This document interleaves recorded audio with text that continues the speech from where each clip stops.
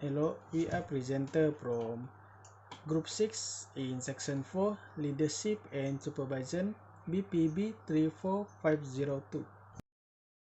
This is our group member. Firstly is me, Miklin Jebon bin Maiman. Second, Muhammad Akmal Ilham bin Ahmad Ruslan. Muhammad Firdaus bin Samsudin. Anis Suraya binti Amaluddin. Nur Elia Azwani binti Muhammad Jais, and lastly Siti Nur Sapinas binti Kaderan. So let me start our presentation. I will present about introduction in our group project. The ability of team to achieve the aim or objective set by authorized individual or the organization is referred to as team effectiveness. Our group will discuss three construction organizations. Firstly is G7 contractor. Under the guidance and supervision of consultant, the contractor or general contractor are involved in the whole execution of the project. They are in charge of putting the authorized construction design provided by the consultant for site construction into action. If you want to start a construction related business, you must first get a CIDB license. According to the tendering capability, there are the following CIDB license grade or category. The second is developer. A developer will redevelop or republish structure for a profit.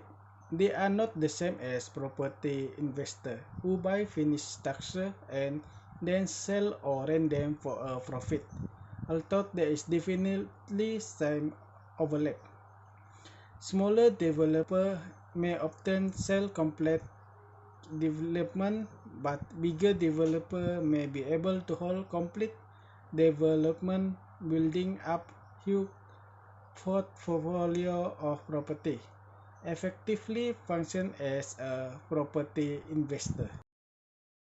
Third is consultant. Consultants are experts who are generally hired by the customer to undertake special duty on a project. When you have a planned project to develop, the first construction professional or organization to engage is a consultant or an engineering consultant firm. Construction begins with an idea, followed by planning, design, development, and construction. They have knowledge to conceptualize any project you have in mind. So that's all from my part. Other member will continue this presentation. Assalamualaikum warahmatullahi wabarakatuh. To my respected lecturer, TS Dr. Norliana binti Sarpin. My name is Anis Suraya binti Amaluddin with my matric number AP190407. Today, I would like to present about definitions of leadership and supervision, and the other one is leadership and supervision theories. First thing first, definition of leadership. Leadership is the process through which a person mobilizes people and resources in order to attain a goal. Although the capacity of a manager to convince the subordinates to work with assurance and diligence, it necessitates both a set of abilities that can be learned as well as specific characteristics that may develop. According to Keith Davis, leadership is the potential to convince others to look for define of objective vigorously. The human factor is what holds a group together and inspires it to achieve its goals. On the other hand, definitions of supervision. Supervision is a quasi-managerial function. Supervision requires leading and supervising the work of subordinates, while a person who are often ranked and file employees, blue-collar technicians, and workers who perform out their duties in an organization. However, supervisor also can define a person who is delicate with the work of supervision that is well known as supervisor. The functions of supervisor is they should be establish an appropriate atmosphere in the work group in order for people to cooperate with them and follow his instruction. The next, they should guidance and suggestions, and supervisor has to define tasks, and supervisor has to provide the needed amenities. Now we move on to the leadership theories. Leadership theories consist of trait approach, contingency approach, behavioral theory, transactional theory, and transformational theory. The first one, trait approach.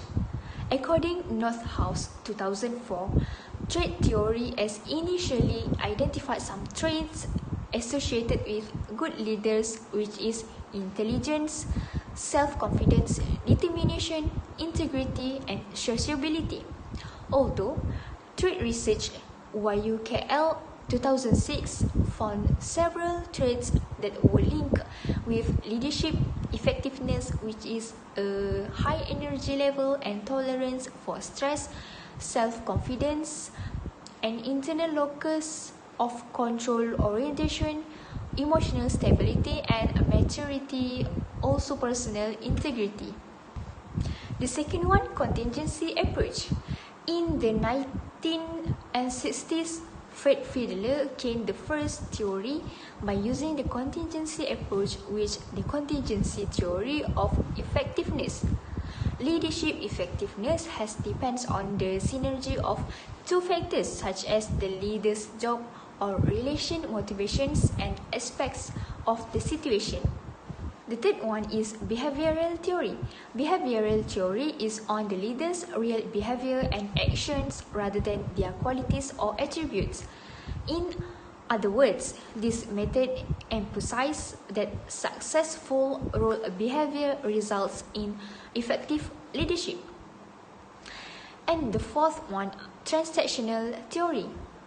Motivation is generated from a transactional leadership structure in which employees are rewarded for achieving goals established for them or duties given to them, and it is commonly used and familiar in organization. And the last one of leadership theory is transformational theory. Transformational leadership is dedicated to transforming the followers' desire so that they fit the leader's aspiration. If the leader can transform the followers' aspiration, such he shares the leader's vision and objective, the follower will be more motivated to achieve the vision and goal. Now we move on to the last of my part, which is supervision theories. There are three supervision, that is supervision that have overcome the widely popular such as theory X, theory Y, and theory Z. Firstly, theory X initiated by Douglas McGregor. Theory X advocates for close employee monitoring and stating that managers should continuously encourage their staff to accomplish more. Another theory is theory Y, and it recommends that managers spend less time looking after their workers and more time establishing a comfortable and friendly work environment as a supervisory model. Employees that are pleased at work are more likely to perform well. Lastly, theory Z. Theory Z is by providing employees with a career rather than simply a job. The employee would stay with the company for life and commit herself to the company and required employee input in the supervision process. That's all from me. I will pass to the other presenter. Hi, Assalamualaikum. My name is Muhammad Akmal Ilham bin Ahmad Ruslan. My metric number is AP10163. I will continue the presentation. The first company we selected for the case study discussion was Gamuda Berhad. Background of Gamuda Berhad. Gamuda Berhad is a Malaysia engineering, property and infrastructure firm. It was founded in 1976 and is based in Petaling Jaya. It has since evolved to become Malaysia's biggest infrastructure and property developer. The company are focused on three segments, which are engineering in construction, property development and club operation, and water and highway concession. Engineering and construction are involved in the building of highway and bridge, airport facilities, and other construction-related operation. Then there is property development and club operation, which involve the development of residential and commercial properties as well as club operation. The last section is involved in the management of water supplies as well as the management and tolling of highway operation. Gamuda Berhad is present not only in Malaysia but also in Taiwan, Vietnam, and Bahrain. Next is leadership and supervision in Gamuda Berhad. Leadership may be defined as the capacity and behavior of a leader to influence other perception in accordance with the organization goals and vision. Gamuda Berhad is committed to fostering a high performance work environment that is fair and inviting to all. First and foremost, assume personal responsibility. The second value of Gamuda Berhad is walk the talk. Walk the talks mean being able to explain what they do important and how they are intend to success in language that is distinctive to their sector and engaging to their colleges and consumer. The third value is Gamuda Berhad requires all employers to communicate in an open and honest manner. This is also done to avoid employees' misunderstanding. The following value is to exhibit Guina collaboration. And next, top management roles of Gamuda Berhad. A person or group of person who lead and control an organization at the highest level is referred to as top management. Top management has the ability and resources to delegate authority and provide resource across the organization. This indicates the senior management is in charge of the company change and has the authority, resource and decision-making capacity. This is the following are the top management committees in Gamuda Berhad. The first is YB Dato' Muhammad Hussein is the chairman of Gamuda Berhad. Since December 2013, Dato' Muhammad Hussein has served as chairman of the board. Next is Group Managing Director is YB Dato' Lin Yun Ling. Since 1981, YB Dato' Lin has served as Managing Director on the board. The next is Gamuda Berhad has appointed YB Dato' IR Hating Tai as Deputy Group Managing Director. In addition, Gamuda Berhad has a non-independent, non-executive director is Yang Teramat Mulia Raja Dato' Seri Elina, and the independent non-executive director is YB Tan Sri Dato' Haji Setia Haji Amin. There are many more important commit members in this company. Each commit member has their very own duties and responsibility for their future of the company. That's all from me. Thank you. Hi and Assalamualaikum. My name is Siti Nur Syafnis binti Kadran. My metric number AP190354. I will present about my part is about the case study in Sunway Construction and TCS Group Holding Berhad. For Sunway Construction is the Malaysia's largest pure-play construction group that provides a full range and integrated design and construction service including building, foundation, infrastructure and others. Under its senior leadership and with employees' continuous effort, Sunway Construction has been able to maintain a good compound annual growth rate. And also the best practice at the company are visible through involving employees in various teamwork and quality, and also the quality improvement of activities.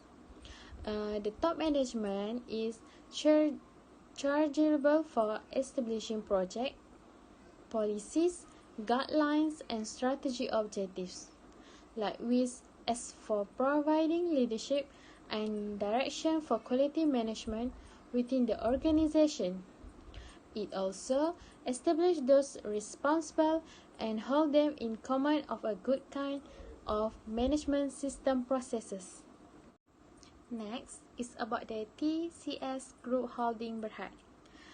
TCS has been operating in the construction industry in Malaysia for about 21 years, carry out selected civil and structural works in townships and land property development such as the building of roads, water sewerage treatment plants, water tanks, and reticulation system. In TCS Holdings Berhad, his decision maker from grade G7 contractor, a company with over 30 years of experience in industry. Within the interview session, he mentioned that to be an honest leader in housing industry and one must possess qualities like honesty, trust with the workers, teamwork, planning, time management, and also the empowerment and good communication. He emphasized that as a leader in implementing construction projects, they need to be knowledgeable and skillful in handling their work. For the top management in this company is chairman. He charitable for leading the board and focusing on strategic matters and also overseeing the group business and setting high governance standard. He plays a pivotal role in fostering the effectiveness on the board and individual director both inside and outdoor the boardroom. That's all for me. Thank you. Assalamualaikum and hi, my name is Muhammad Firdaus bin Shamsuddin. My metric number is AP190166 and for my part, I'm gonna present advantage and disadvantage of the leadership and supervision style of the organization. The number one is the autocratic and the particle style. Contained in the autocratic approach and supervision, employees are not permitted to take part in significant business decisions. Rather, leaders want their subordinate to display discipline and complain work practice. For the advantage, this style is that employees know what rules they have to follow. The decision-making time for important company decision is extremely short because the employees are not allowed to participate in decision-making. For this advantage, this type of guarding the creativity of the member of the organization as well as their motivation through their own ideas to bring the company forward are completely suppressed. And number two, the charismatic style of the leadership and supervision. The page charismatic in the good atmospheres of the individuals. Leaders are shown this leadership style may drive their work to top performance and encourage them to do so. For the advantage, motivate employee are not to the only positive result of the charismatic management style. Superiors are much more flexible in this type of leadership, which is why they are also better able to react to different situations in the company. For this advantage, lie in its specificity. To become a charismatic leader, you need to have charisma. This can only be learned to a limited extent. If the superiors who live this style of leadership do not have a positive attitude toward their subordinate, they will not to be able to move the organization forward. And for number three, we have the bureaucratic style of the leadership and supervision. This style is subject of district politic, law and regulation that all employees must follow. The task area are the corresponding position can be found in the respectively job description. For the advantage, clear work instruction and regulate internal company procedures are amongst the two advantages of the bureaucratic leadership and supervision style. The relatively small number of wrong decisions that can be made with this type of the management can also be attributed to the advantage of the bureaucratic leadership and supervision style. For the disadvantage, the limited scope of decision making can have a negative effect on the mood of the superiors. This in turn lead long-term demotivation of the employee. Number 4, we have the laissez-faire style of the leadership and supervision. Employees have a complete freedom in how they do their job. They have a broad scope of action.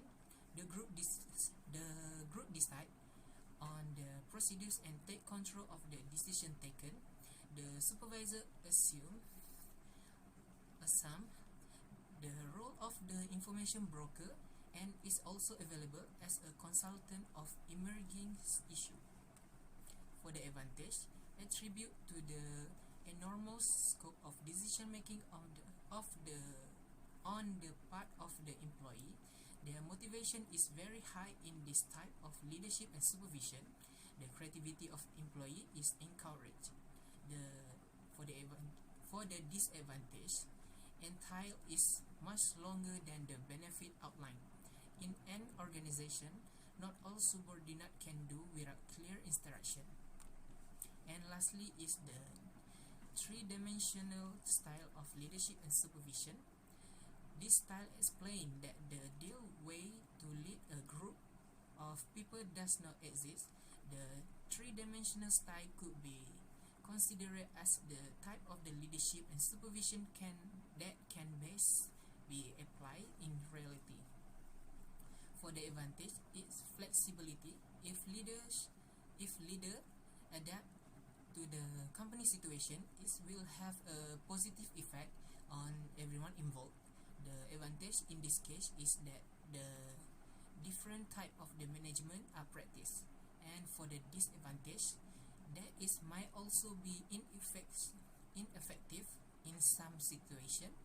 This can have negative consequence for the everyone involved, and the goal of the company remain profit maximization. I think that's all for me. Thank you. Assalamualaikum warahmatullahi wabarakatuh. My name is Noelia Hazwani binti Muhammad Jais, AP 190409. I will continue the presentation with conclusion. In conclusion, good leadership and supervision are important for every contractor, developer, and consulting organization. Good leadership and supervision in the organization can ensure that an organization achieves the goals that have been set. In addition, it is also able to ensure that the organization successfully compete with other companies in the construction sector. Next is recommendation. There is 4 recommendations, which is first, determine the goals. Second, good communication. Third, give freedom. Fourth, celebrate and reward. First, determine the goal. Goals are important for every organization. This is because by having clear goals, an organization can ensure the direction of the company in the future. Goal setting will make employees know their duties and responsibilities and be able to produce good cooperation in the teams. Second, good communication.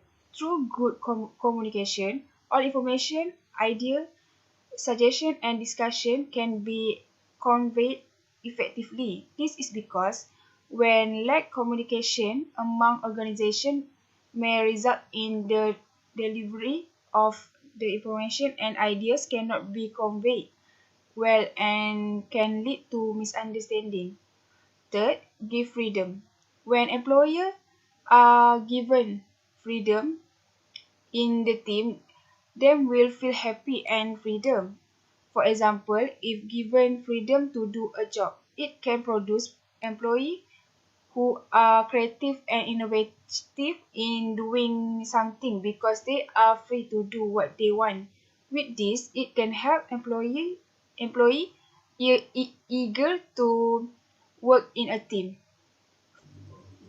Fourth, celebrate and reward. By celebrating and rewarding the employee in the organization for the work that has been done, it makes the employee feel appreciated by their leaders and employer. Through this, it will make employee more enthusiastic and diligent in doing tasks given by their employee. That's all from me. Thank you.